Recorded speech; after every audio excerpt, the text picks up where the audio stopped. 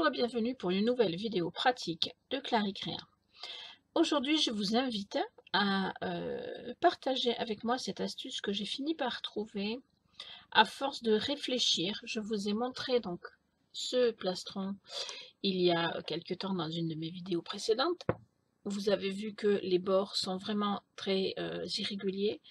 Tout cela parce que j'ai donc voulu faire un bord alors qu'à certains endroits, là où c'est noir, c'était creux. Donc ma pâte est rentrée dans les creux et du coup ça fait des irrégularités vraiment flagrantes et donc ça me gênait fortement. Donc j'ai décidé de réfléchir. J'ai posé mon plastron de côté, je ne voulais pas le jeter, ça c'est sûr, hein, c'est pas une création qui se jette, c'est une création qui se mène en avant parce qu'elle est vraiment très très belle, à mon avis. Mais du coup, ça m'embêtait vraiment parce que je me disais, mais comment faire pour revoir tout ça, faire en sorte qu'il n'y ait plus de dénivelé dans ce tour, quoi, dans ce contour qui est vraiment pas beau.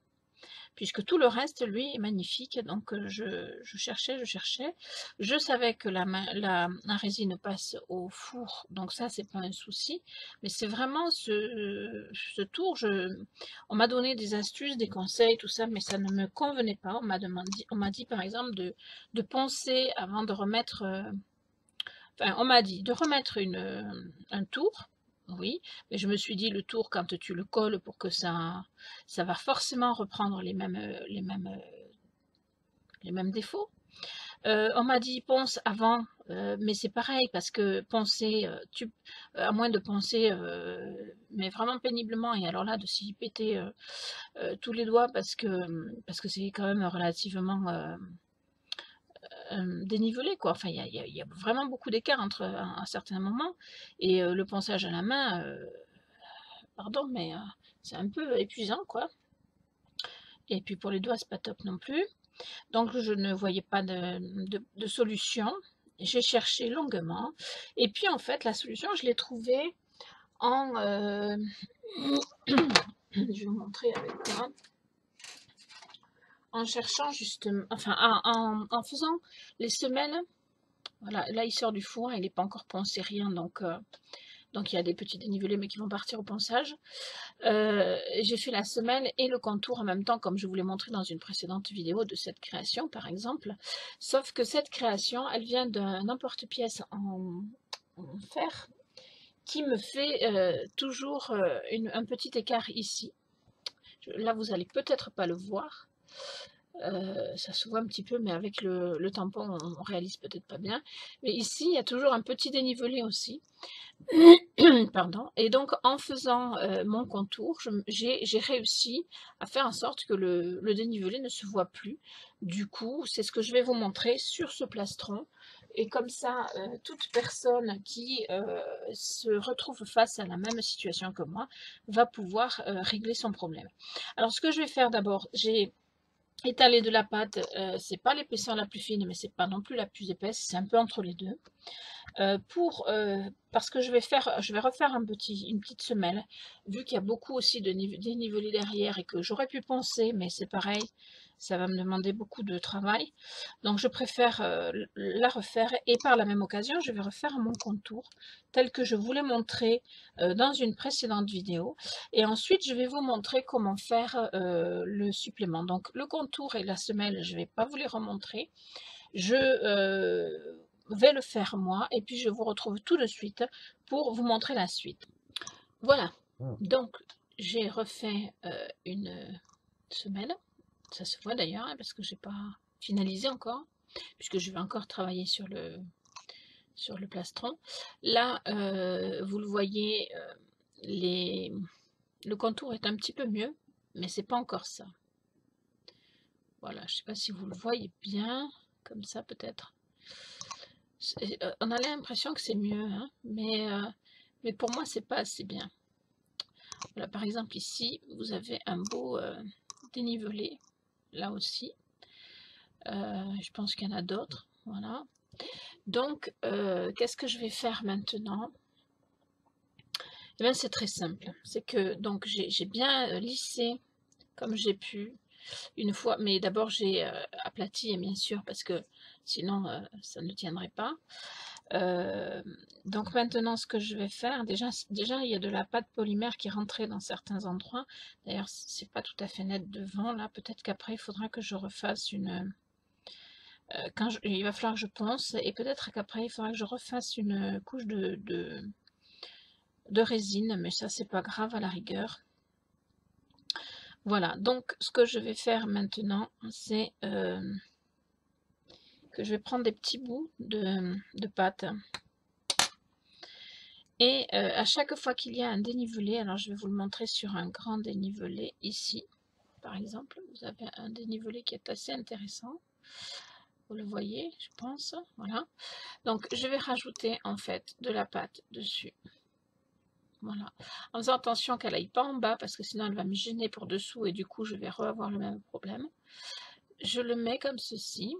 Je la fais pénétrer. Et ensuite je passe mon doigt de façon à ne pas appuyer de trop. De façon à enlever le dénivelé.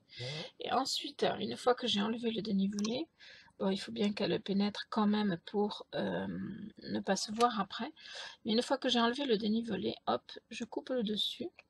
Alors, en plusieurs fois, parce que sinon, c'est pas évident. Mais, alors, donc il faudra vraiment que je ponce après, parce que pour enlever les petites marques. Mais regardez, du dénivelé, celui-là, là, qui y était. Je sais pas si vous le voyez bien, mais ça y est plus. Voilà, il y en a toujours un ici, mais ici il n'y est plus. Alors il y a des marques, hein, c'est pas encore bien, il faut que je continue de le travailler comme ceci pour que ça pénètre dans la pâte qui était déjà là, mais sans s'aplatir en fait. Voilà, le but c'est qu'il y ait plus de pâte à cet endroit-là, hein, de façon à retrouver un arrondi plus harmonieux.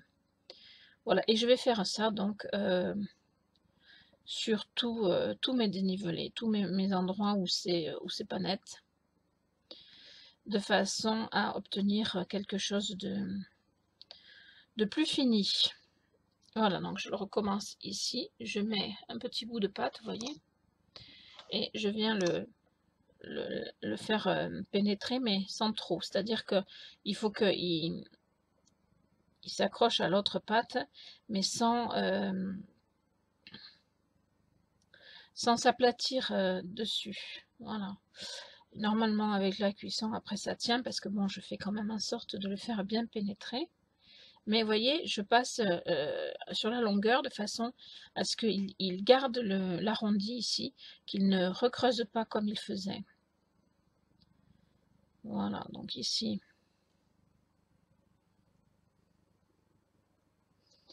je le travaille aussi. Les doigts sont souvent le meilleur allié pour éviter de faire des choses trop moins bien, quoi. Voilà, donc ici j'ai de nouveau, alors bien sûr il faut que je continue de le travailler. C'est vrai que c'est un plus gros dénivelé que sur ma petite création que je vous ai montré, que du coup c'est un petit peu plus difficile de faire pénétrer tout ça, mais après voilà, je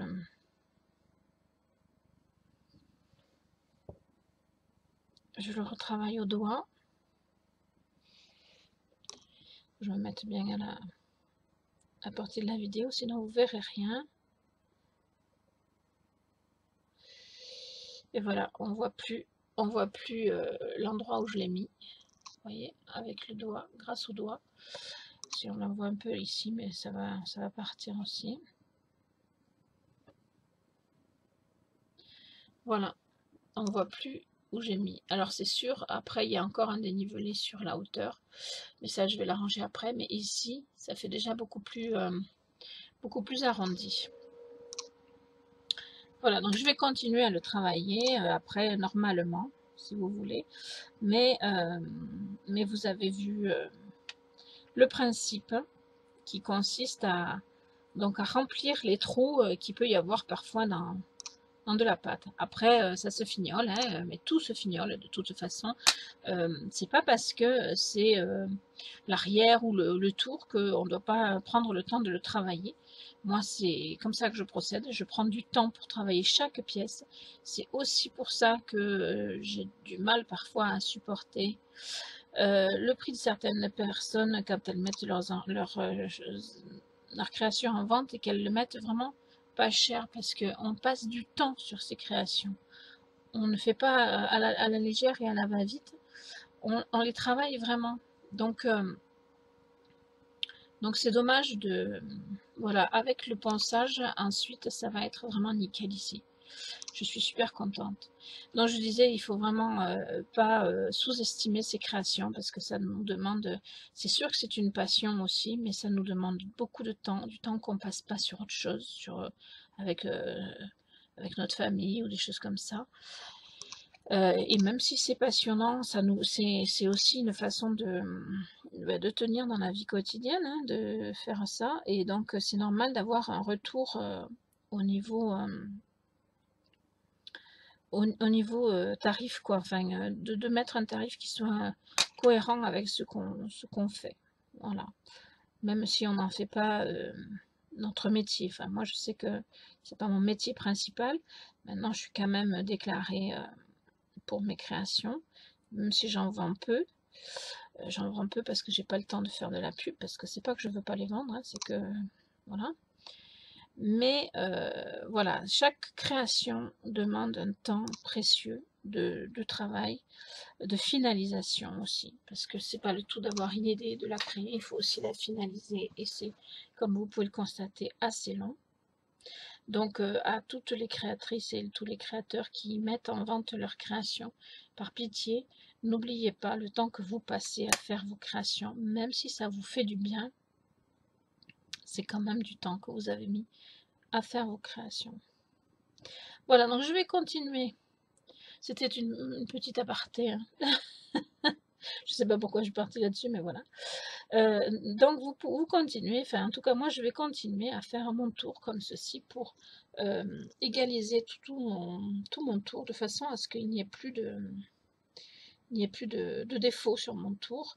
Après je verrai sur le dessus parce que du coup j'ai la pâte polymère qui vient par endroits se coller dessus et ça m'embête, donc je vais essayer de couper sereinement et je referai peut-être une résine dessus une fois que j'aurai recuit la création, on va voir. De toute façon, cette création, vous la verrez à droite ou à gauche sur Facebook ou ailleurs. Le but de cette vidéo, c'était vraiment de vous montrer comment remplir les creux. Je pense que le but est atteint. Hein. Franchement, là, vous voyez plus qu'il y avait des anomalies sur le côté. Donc, avec une fois le poncé, on n'en verra plus du tout. Donc, c'est le but, voilà, de cette vidéo et il est atteint. Voilà. Regardez-moi ce résultat. Là, c'est nickel. C'est nickel, souvenez-vous. Alors, vous avez un petit peu de résine. Là, c'est pas grave hein, que j'ai gratté parce qu'elle a un peu coulé. J'ai refait un peu de résine dessus. Elle a un peu coulé, donc je vais repenser, mais j'ai pensé déjà. Regardez-moi ce résultat. Vous ne voyez plus aucune démarcation. Voilà, je peux vous montrer les côtés. C'est vraiment nickel. Et même le dos, alors c'est pareil, il y a un petit peu de résine que j'ai enlevé, mais le dos est nickel, tout est nickel. Tout est nickel, c'est super beau. Je suis super contente de moi, honnêtement.